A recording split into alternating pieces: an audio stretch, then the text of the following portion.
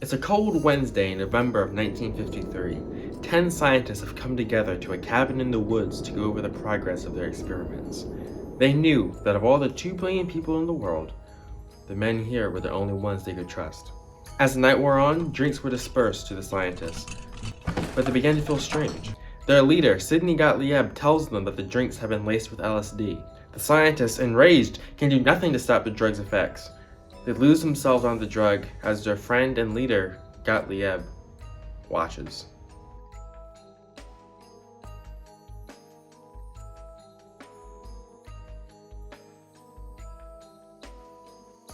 This is a true story of what was occurring in the Cold War when America was fighting against the Koreans and, by proxy, the Soviets in the 50s. It was believed that the Soviets had mind control weapons that they were using against American and South Korean soldiers. To stay ahead of the game, then CIA Director Allen Dulles decided to fight fire with fire. So what did he do? Made a phone call. He contacted one of the foremost in toxicology, Sidney Gottlieb, who was nicknamed the Black Sorcerer. Friendly nickname probably has nothing to do with what he's done or his personality. Gottlieb worked on a top secret project known as Project MK Ultra. These are some papers of a declassified document that the CIA had concerning Project MK Ultra. And I'm just going to show on screen what exactly they were trying to do and give you a minute to be able to read it.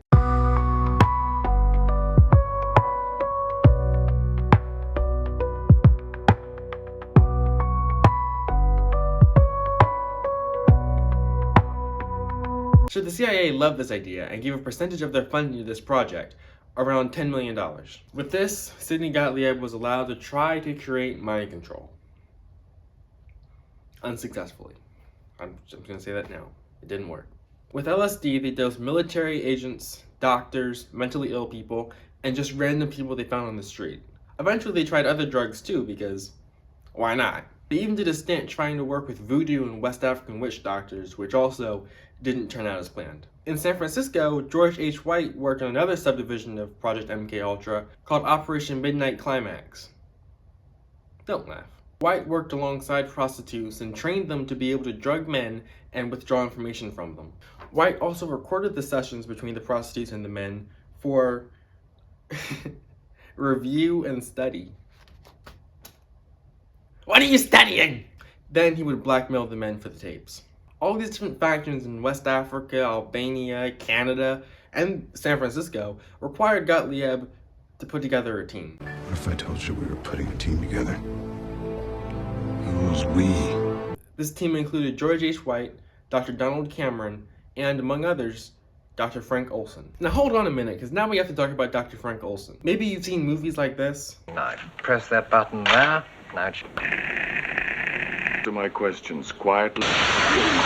Well, Olson was one of the real-life scientists to make items like these. He made killer lipstick and toxic gas that come out of cigarette lighters. Not that I recommend smoking. Deep down though, Olson was a pretty nice guy, and his work bothered him, but he knew he was doing the right thing for his country.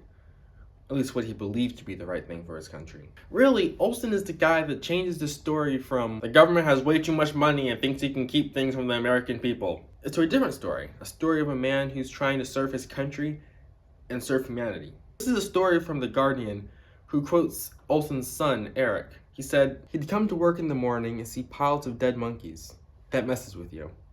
He wasn't the right guy for that.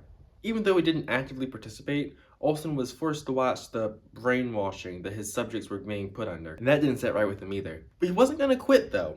He knew his government needed him. But then, November 18th happened. After his drugging, Olson was depressed and jumped out a window to his death. Gottlieb hardly received a reprimand for his involvement.